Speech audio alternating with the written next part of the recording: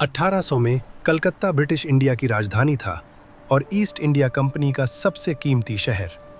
यह शहर बिल्कुल उस दौर के जॉर्जियन लंदन जैसा था, बेहद अमीर, शानदार इमारतों से भरा हुआ, लेकिन अंदर से दो अलग-अलग दुनियाओं में बटा हुआ। The city of palaces.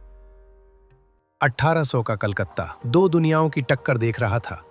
एक तरफ हजारों साल पुरानी सभ्यता और दूसरी तरफ ईस्ट इंडिया कंपनी का तेजी से फैलता हुआ कब्जा। इस टकराव को सबसे साफ अगर कहीं देखा जा सकता था तो वो था कलकत्ता। बंगाल के दलदली इलाकों से उभरकर यह शहर ब्रिटिश साम्राज्य का दूसरा सबसे बड़ा शहर बन चुका था। ये साम्राज्यवादी महत्वाकांक्षा का दौर था।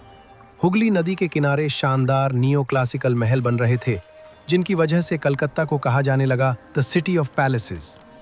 आज नई और एडवांस एआई टेक्नोलॉजी की मदद से हम इस शहर को पहले से कहीं ज्यादा सटीक तरीके से दोबारा देख सकते हैं।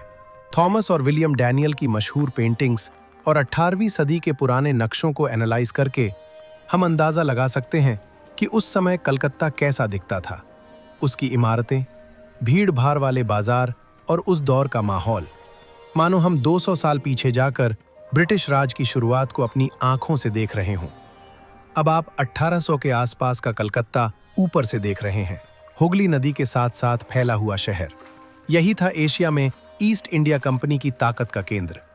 नदी में आपको बड़े बड़े ईस्ट इंडिया मैन जहाज दिखेंगे। ये भारी हथियारों से लैस व्यापारी जहाज थे जो रेशम, नील और मसाले लंदन ले जाया करते थे। बाईं ओर शहर के स्काईलाइन में सेंट जॉन्स चर्च की मीनारें नजर आती हैं, जो 1787 में पूरी हुई थी। लंदन की तरह तंग और घनी बस्तियों के बजाय कलकत्ता को बहुत सोच समझकर प्लान किया गया था, फौजी अनुशासन और शाही भव्यता के साथ। इसका मकसद साफ था, लोकल लोगों पर रौब डालना और यूरोप की बड़ी राजधानियों को टक्कर देना। अब सामने है गवर्नमेंट हाउस, जिसे आप मैदान के खुले मैदान से देख रहे हैं। ये उस वक्त सत्ता का बिल्कुल नया प्रतीक था।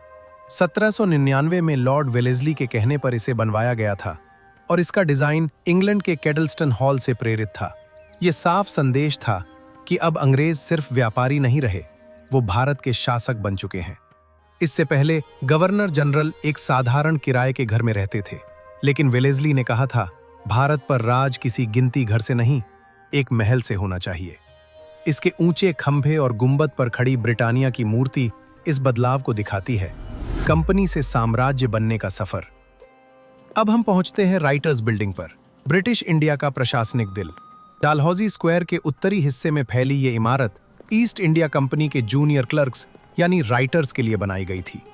यहीं इंग्लैंड से आए युवा अफसर लंबे लंबे डेस्क पर बैठकर पूरे साम्राज्य के टैक्स और व्यापार का हिसाब लिखते थे। आज जैसी सजावटी इमारत आप देखते हैं, वैसी ये तब नहीं थी। 1800 में ये एक सादी, सख्त बैरक जैसी दिखती थी, जो इसके व्यापारिक मकसद को दर्शाती है। यही था वो दफ्तर जहां लाखों लोगों की किस्मत कलम की एक लकीर से तय होती थी। अब नजर डालते हैं फोर्ट विलियम की मजबूत दीवारों पर, एशिया का सबसे एडवांस किला। 1756 में पुराने किले के गिरने के बाद इस नए किले को अजेय बनाने के लिए बनाया गया था। इसके चारों तरफ फैला मैदान खूबसूरती के लिए नहीं, बल्कि तोपों की साफ फायरिंग लाइन के लिए था। इस दौर में फोर्ट विलियम अपने आप में एक पूरा शहर था, हथियारों का भंडार, खजाना और हजारों सैनिक। ये याद दिलाता है कि उस समय की समृद्धि तलवार के जोर पर टिकी थी। यहीं से कंपनी ने वो लड़ाइयां शुरू की जिनके जरिए मराठों और मुगलों को भी अपने कब्जे में ले लिया गया।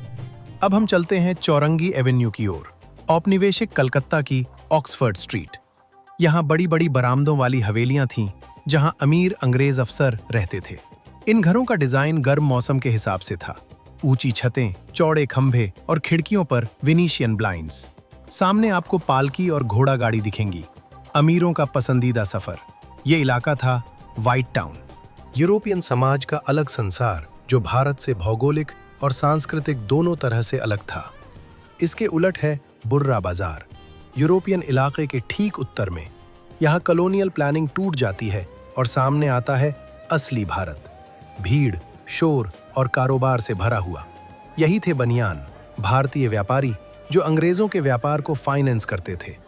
जरा सोचिए, हल्दी, अफीम और गीले जूट की गंध, मारवाड़ी बैंकर, बंगाली व्यापारी और आर्मेनियन सौदागर दर्जनों भाषाओं में सौदे चिल्लाते हुए। राजनीतिक ताकत भले ही अंग्रेजों के पास थी, लेकिन असली दौलत इन्हीं तंग गलियों में पैदा हो रही थी। अंत में हम नदी के घाटों की तरफ देखते हैं, सूरज ढलते वक्त। कॉलोनियल बदलावों के बावजूद नदी की पवित्रता बनी रही। लोग स्नान कर रहे हैं, श्मशान से उठता धुआं और देशी नावों से अनाज उतरता हुआ।